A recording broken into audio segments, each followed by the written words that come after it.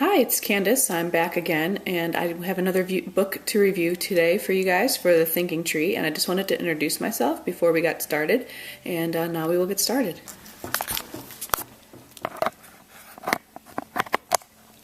Today I'm reviewing something near and dear to my heart that is probably my personal favorite just because it's for me.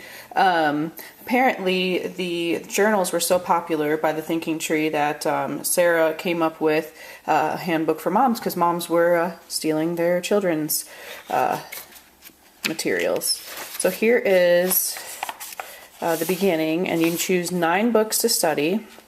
I have a stack of books. I've had to put it back because I've been driving myself crazy with a stack of them, but I'll take a couple out at a time, and they're all in the same spot in the bookcase. As you can see, there are some coloring time sheets, and these I have found to be extremely relaxing, and my son even colored this one, and I believe this one. He colored a couple of them, and actually I got out his own coloring book, and his journal just came because he's 7. He's a little too young for the other journals. I mean, he could do them, but the writing is a little bit too much for him. But he took my book and he started coloring in it, and so we had to get him a journal of his own so he could start coloring. In the meantime, I did get him a coloring book that was somewhat similar from when, not similar at all, but another book that I had that had some coloring pages in it from Usborne, and I found that they have actually coloring in these books, and when he was doing these birds and stuff, coloring in these books has reduced his anxiety because he has high anxiety. So it's been really helpful for him just to get him back in tune. And as you can see, these pages even have more coloring on them. So there's coloring galore in these books. I like this book in particular because, once I said it was for me, but the other thing is it helps me to focus and to learn, and it helps the kids to see me learning. I've got my book out. He sees me reading my book, and he sees me studying and learning, like how a zipper works. I have a how it's made book that I'm learning from, and I did not do the other two yet, but I will. And so he sees me learning, and it makes him want to learn too. So you can plan perspective and, attitude. There's some attitude pages where you can circle what attitudes you are in. I had a really good day the day I did that. This page is a coloring page, and my 7-year-old colored these. I kind of went over after him because I kind of wanted to make it my own. That was when it became apparent that I needed to get him his own coloring book. So my to-do list, I have sewing and some other things, working out, Bible reading, things that I had to get done. So that's awesome. And meal planning, which is always good, just to come up with a week of meals. And even a visual meal plan, just to keep me focused and on target. And this is kind of where I had ended. So you can see I did not finish coloring this. And I love this pancake recipe. Actually, we haven't tried it yet, but it looks amazing. And there's no grain in it, which is just really interesting. And I bet that it would be really popular. I've never seen anything like it before with bananas and eggs, and that's it.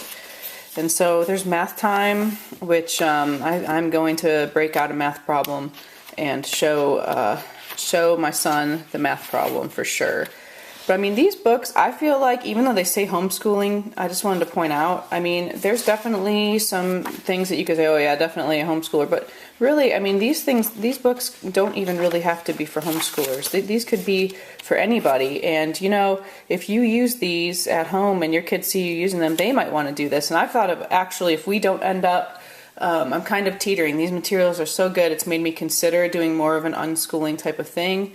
But if we don't end up doing that, I think we're definitely going to work these in summer breaks. So, I mean, this is something that even people who don't homeschool could use just to keep their kids sharp and keep them learning over the summer. Once again, reading time, more coloring, some listening time, which, see, this is something that we moms never afford ourselves. Listen to an audiobook or classical music. I mean, that's just something that I don't even think about doing, or a screen time or a film study. That would be, I mean, just thinking about the whatever you watched and writing it down. That's something else I would never do. In World News Today, there's something that a lot of us could really use to teach our children about world events. Very loud pickup truck. I have, like I said, I'm just starting my journey with these, and I'm just really excited about it and happy with the materials. And like I said, my son is trying to take this from me, so like I said, we had to get him his own. There's a lot of repeat, but that's good because you're going through again, and I mean, you don't just want to learn about one world event and then just stop. So as you can see, it's beautifully illustrated, it's fun, and it's just for moms. So we don't get to treat ourselves very often, and this is just one way we can treat ourselves and improve our family at the same time. So I hope you have enjoyed looking at this.